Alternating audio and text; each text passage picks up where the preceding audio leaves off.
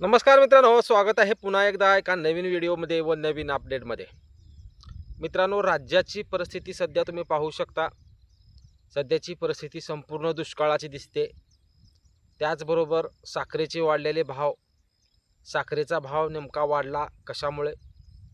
त्याचबरोबर साखरेचा भाव वाढला तर शेतकऱ्यांना ऊसाचा एखादा हप्ता वाढ दिला जाईल का? राज्यामध्ये कृत्रिम पावसाचा प्रयोग केला जाईल का? हे खूप महत्त्वाचे मुद्दे सध्या राज्यासमोर आहेत. कारण सध्या संपूर्ण परिस्थिती दुष्काळाची दिसते. जी पिकं आजपर्यंत डोलत होती ती पिकं सुकत आहेत. परिस्थिती खूपच गंभीर दिसत आहे. राज्य शासनाच्या वतीनं कोरडा दुष्काळ जाहीर केला जाईल का? त्याचबरोबर वाढलेले साखरेचे भाव, ज्या 2500 रुपयानं खरेदी केलेला ऊस आज 70 ते 75 रुपये किलोनं साखर विकते. मग 2500 रुपयाने खरेदी करून शेतकऱ्यांना त्यावेळेस टनामागे 25 रुपये देण्यात आले. मग आज शेतकऱ्यांचा ऊसाचे साखर जी तयार झालेली आहे ती साखर 80 ते 85 रुपयेपर्यंत जाईल असं बोललं जात आहे. आणि दिवाळीपर्यंत 100 रुपये गाठेल असंही बोललं जात आहे. मग कमी भावामध्ये घेतलेल्या ऊसात तुम्ही केलेली जी साखर आहे त्या साखरेला एखादा हप्ता वाढ मिळणार का शेतकऱ्यांना? दुष्काळाची परिस्थिती, कोरडा दुष्काळ, कृत्रिम पाऊस पाडला जाईल का, याबाबतची संपूर्ण अपडेट आजच्या व्हिडिओच्या माध्यमातून आपण घेणार आहोत. चॅनलवर जर तुम्ही नवीन असाल तर चॅनलला सबस्क्राईब करा व जास्तीत जास्त शेतकऱ्यापर्यंत व्हिडिओ शेअर करायला विसरू नका. शेतकरी मित्रांनो, सध्याची परिस्थिती जर पाहिली गेली तर संपूर्ण कोरडा दुष्काळाची परिस्थिती सध्या निर्माण झालेली आहे. कुठेही मोठा पाऊस नाही आहे, कुठे विहिरीला पाणी नाही आहे, कुठं ओढ्याला पाणी नाही आहे, कुठे तळ्याला पाणी नाही आहे, कुठे नाल्याला पाणी नाही आहे. राज्य शासनाच्या वतीनं याबाबत गांभीर्य लक्षात घेऊन राज्यातील जो कोरडी परिस्थिती आहे यासाठी उपाययोजना करणं गरजेचं आहे. त्याचबरोबर ज्या शेतकऱ्यांनी पीक विमा काढलेला आहे त्या शेतकऱ्यांना पीक विम्याबाबतही निर्णय होणं गरजेचं आहे. राज्यामध्ये कोरड्या दुष्काळाचे संकेत दिसत असतानाच राज्यातील जे शेतकऱ्यांनी लोकांचं कर्ज उपसून आज शेतामध्ये पेरणी केलेली आहे आणि त्या सोयाबीनची राखरंगोळी सध्या वावरामध्ये होत असताना दिसत आहे. खूप जिल्ह्यामध्ये अक्षरशः सोयाबीनच्या कडप्या होत आहेत. पावसाचा ठिपूसुद्धा पडायला दिसत नाही आहे. गेल्या 5 ते 6 दिवसापासून पावसाची परिस्थिती जर पाहिली गेली तर खूपच भयंकर दिसत आहे.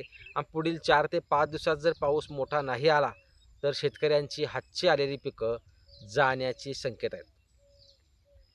सध्या शेतकऱ्यांच्या सोयाबीनच्या पिकाला फुलोरा आहे, काहींना शेंगा लागत आहे. अशा परिस्थितीमध्ये सध्या घेतलेली पावसाने ओढ पाहता शेतकऱ्यांचं उत्पन्न पूर्णपणे ढासळण्याच्या परिस्थितीत आहे. जर पिकं फुलोरा अवस्थेत असतील, शेंगाच्या अवस्थेत असतील आणि त्याच वेळेस जर पाऊस नसेल तर शेतकऱ्यांच्या हातात परत पाऊस येऊनही काहीही हाती लागणार नाही. त्यामुळं आता जर नुकसान झालं आणि पुढे सोयाबीन 15-20 दिवसानंतर जर पाऊस पडला तरीही सोयाबीनचं खूप प्रमाणात मोठं नुकसान शेतकऱ्यांचं होणार आहे.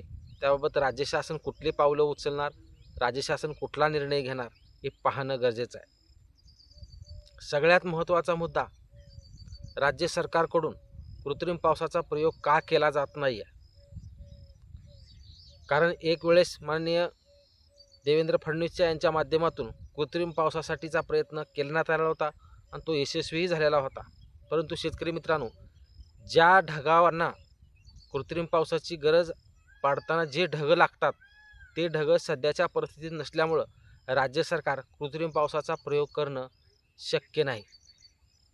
कारण जे ढग कृत्रिम पावसासाठी लागणार असतात ती ढग सध्या दिसत नाही आहेत आणि येत नाही आहेत. त्यामुळं कृत्रिम पावसाचा प्रयोग होईल असं सध्या तरी वाटत नाही. त्यामुळं प्रत्येकानाच अपेक्षा आहे की पाऊस येत नाही तर राज्य सरकार कृत्रिम पाऊस का पाडत नाही आहे? कृत्रिम पावसाची परिस्थिती सध्या नाही आहे. कृत्रिम पावसासाठी जे ढग लागणार आहेत, ज्या ढगाची परिस्थिती असते तशी ढग सध्या नसल्यामुळं राज्य सरकार या गोष्टीकडे विचार करत नाही. कारण राज्य सरकारलाही कृत्रिम पाऊस पाडणं हा चुकीचा जरी वाटत नसलं, कारण त्यांनाच भविष्यात याचा त्रास होणार आहे. शेतकऱ्याचं पाणी असो, पिण्याचं पाणी असो, ज्या गोष्टी लागतात त्या गोष्टीसाठी राज्य सरकारवर ताण पडणार आहे. त्यामुळे राज्य सरकारला जर कृत्रिम पाऊस पाडताच आला असता तर कृत्रिम पाऊस राज्य सरकार पाडू शकलं असतं. परंतु कृत्रिम पावसाची परिस्थिती सरके ढग सध्या येत नसल्यामुळं राज्य सरकार याकडे कृत्रिम पावसाचा विचार करू शकणार नाही. खूप महत्त्वाचा मुद्दा म्हणजे सध्या वाढलेली साखर, जी 40 ते 42 रुपये किलो येणारी साखर आज 70 ते 80च्या घरात गेलेली आहे. खूप भयंकर परिस्थिती निर्माण होत असताना दिसत आहे. सांगितलं जात आहे की गोड तेलाचेही भाव वाढणार आहेत. केंद्र सरकारकडून साखर आयात करण्याचाही निर्णय घेण्यात आलेला आहे. त्यामुळं सध्याची परिस्थिती जर पाहिली गेली, दरवर्षीप्रमाणे इतकी उसळ जात होती, यावर्षीच साखरेचे भाव का वाढले हा प्रश्न खूप शेतकऱ्यांना पडलेला आहे. बोललं जाते की इथेनॉल निर्मिती, ऊसाच्या रसापासून जी इथेनॉल निर्मिती करण्यात आली त्या इथेनॉलचा वापर पेट्रोलमध्ये करण्यात आला आणि यामुळेच अखेर साखरेचे भाव वाढले असंही बोललं जात आहे. परंतु त्या गोष्टीत तथ्य आहे की नाही अजून तरी सरकारकडून कुठल्याही प्रकारचं स्पष्टीकरण देण्यात आलं. परंतु सर्वसामान्य माणसाच्या खिशाला मात्र झळ सध्या पोचताना दिसत आहे. विषय हा आहे महत्त्वाचा शेतकरी मित्रांनो. साखर जरी वाढली तर वाढू द्या, परंतु साखर वाढली तर त्या शेतकऱ्याच्या ऊसालाही पैसे मिळणं गरजेचं आहे. परंतु 2500 रुपयानं खरेदी केलेला ऊस आज 80 रुपये किलोनं साखर विकत असतील तर याचा फायदा जास्तीत जास्त व्यापारी म्हणजेच कारखानदारीला होत आहे, कारखान्यांना होत आहे. मग आता शेतकऱ्यामधून एकच आवाज उठला जातोय की राज्य सरकारकडून, कारखानदारीकडून ज्या कारखान्यांनी आत्तापर्यंत जी शेतकऱ्यांची बिलं सारलेली आहेत त्या बिलामध्ये परत एकदा एखादा हप्ता कारखान्याकडून काढला जाईल का, हा खूप महत्त्वाचा मुद्दा आहे. कारण 2500 रुपये टन आपण ऊस खरेदी केला आणि त्याच ऊसाची साखर आज 80 रुपये किलोनं जात आहे. मग शेतकऱ्यांना सरासरी जर पाहिली गेली 2,500 ते 3,000नं खरेदी केलेल्या साखरेला साखरेमध्ये 1 किलोमध्ये साखर 40 ते 42 रुपयाला येत असेल तर मग 2500 रुपयानं खरेदी करून तुम्ही साखर 70 ते 80 रुपये विकत आहात. याच्यात नेमका फायदा कोणाचा होतोय हे पाहणं गरजेचं आहे. त्यामुळे शेतकऱ्यांच्या अपेक्षा आहेत की सर्व कारखानदारी ज्या कारखान्यांना ऊस शेतकऱ्यांनी घातलेला आहे अशा शेतकऱ्यांना वाढीव एखादा हप्ता काढला जाईल का. कमीत कमी 500 रुपयाचा तरी हप्ता या शेतकऱ्यांना काढणं अपेक्षित आहे. कारण हा फायदा कारखानदारीला होत आहे, कारखाना मालकांना होत आहे. कारण कमी भावात घेतलेल्या ऊसात आज तुम्ही 80 रुपये किलोनं साखर जर विकत असाल तर सगळ्यात जास्त फायदा हा कारखानदारीचा होत आहे.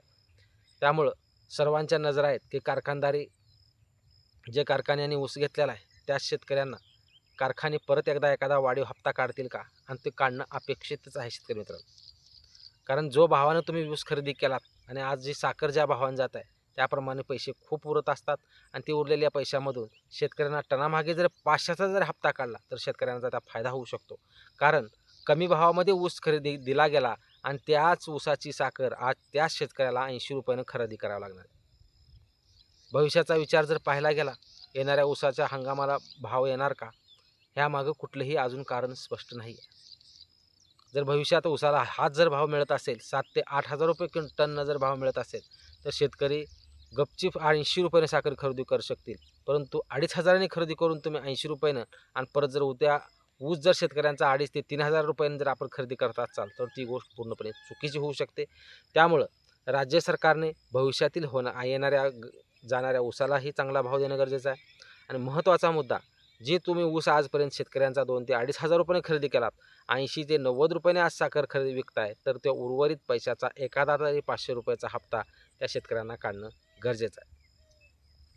हेच अपडेट आजच्या व्हिडिओच्या माध्यमातून आपण घेण्याचा प्रयत्न केला शेतकरी मित्रांनो. कारण शेतकऱ्यांना कमी भावामध्ये घेतलेल्या ऊसाचे पैसे वाढीव द्यावेत. 500 रुपयाचा कमीत कमी एखादा हप्ता वाढीव काढला जावा. त्याचबरोबर राज्य सरकारने होत असेल तितके प्रयत्न करून कृत्रिम पावसाचा प्रयोग करावा व राज्यामध्ये जी सध्याची परिस्थिती चाललेली आहे त्या परिस्थितीच्या सूचनानुसार सध्या राज्यामध्ये कोरडा दुष्काळ जाहीर करून शेतकऱ्यांना एक चांगली मदत व पीक विमा वाटपाचा निर्णय राज्य सरकारकडून घेणं अपेक्षित आहे.